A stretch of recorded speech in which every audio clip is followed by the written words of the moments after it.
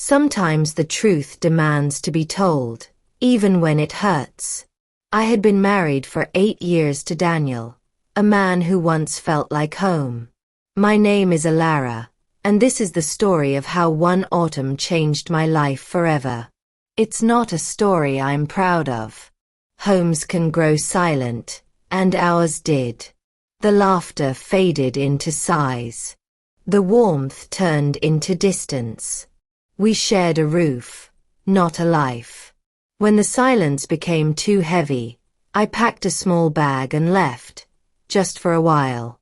I went to my Aunt Myra's village near Lindale Creek, telling myself I only needed space.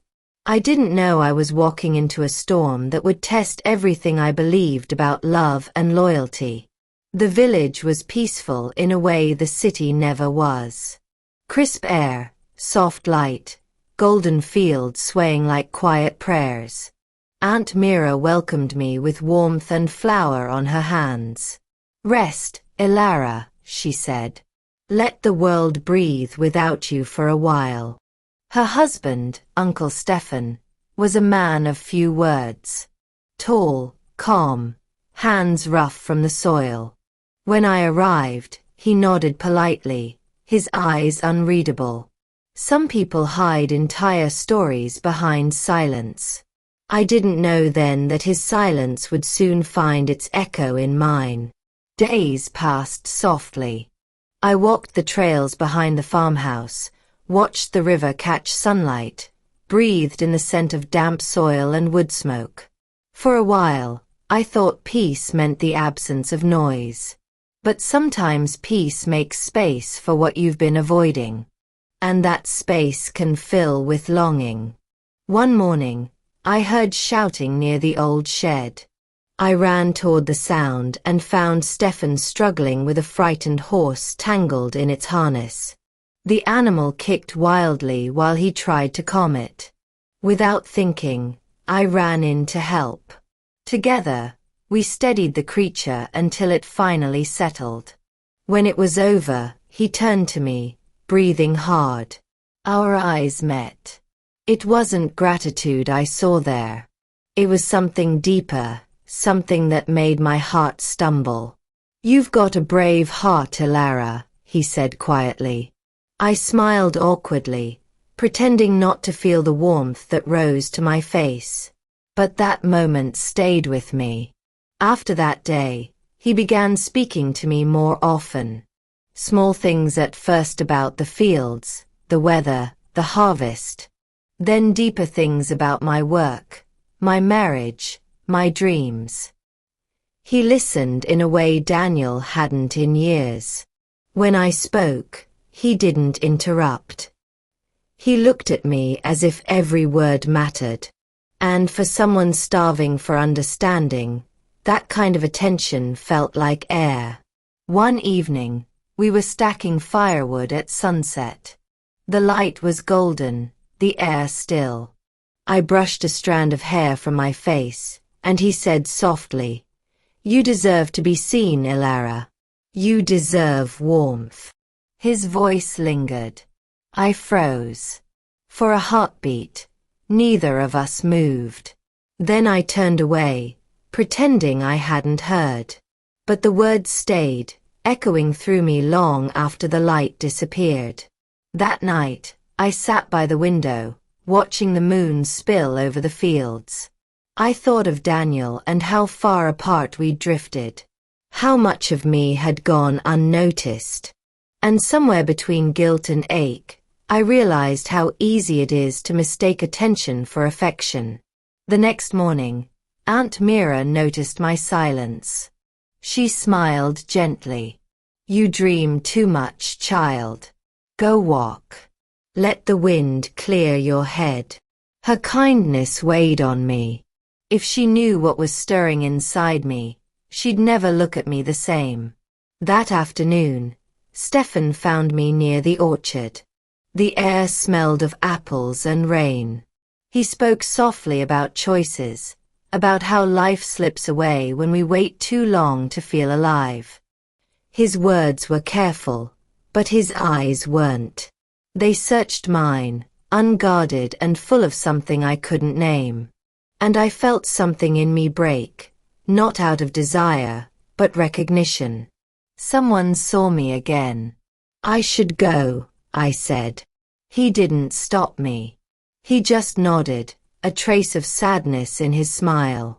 But that night, when I lay in bed, I could still feel the warmth of that moment. Days blurred together. We kept our distance around Mira, but silence has its own language. A glance across the table. A brush of fingers while passing a bowl. The slight pause before one of us walked away. Every moment was charged with something we both refused to name. Then one evening, everything changed. The rain had been falling for hours. I was in the barn gathering firewood when Stefan stepped in, soaked and breathless. For a moment, we just looked at each other, surrounded by the sound of rain. He said quietly, "I don't want to hurt anyone, Ilara. But I can't pretend this isn't real." My voice barely came out. "I don't know what this is." "Then don't name it," he said. He stepped closer, and the space between us seemed to vanish. I could feel his warmth, his breath, his hesitation. We didn't speak. We just stood there, the rain filling the silence, until the line between right and wrong blurred completely. For a heartbeat, we let go of reason and fell into the ache we had both been fighting. When I stepped back, the air felt different. He whispered, "I'm sorry." I nodded, tears stinging my eyes. So was I. The next morning, Aunt Mira spoke quietly over tea. "Stefan and we've grown apart," she said, eyes distant. "Marriage fades when you stop tending to it. Don't let yours fade, Ilara." Her words cut through me. I wanted to tell her everything but couldn't. How could I destroy the peace of the one person who had given me refuge?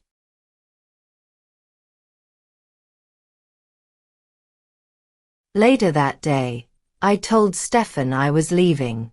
He looked at me for a long moment and said, "You can go, but peace isn't found by running." "Maybe not," I replied, "but staying will destroy too much." We both knew what that meant. The next morning, there was a knock on the door. Daniel stood there, exhausted and angry. He said, "We need to talk." Before I could respond, Stefan walked into the yard. The air thickened with everything unspoken. Words became shouts.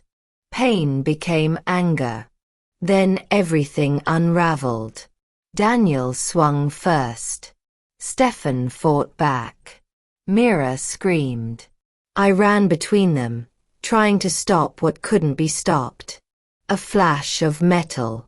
A cry. Pain, sharp and endless.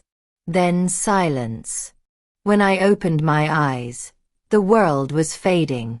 Mira was crying somewhere close. Stefan held me, whispering my name with shaking hands. Daniel knelt nearby, his rage replaced by horror. And in that fading light I understood. We had all lost, love, trust, peace, everything. If my story teaches anything, it's this. Don't run from pain. Try to understand it.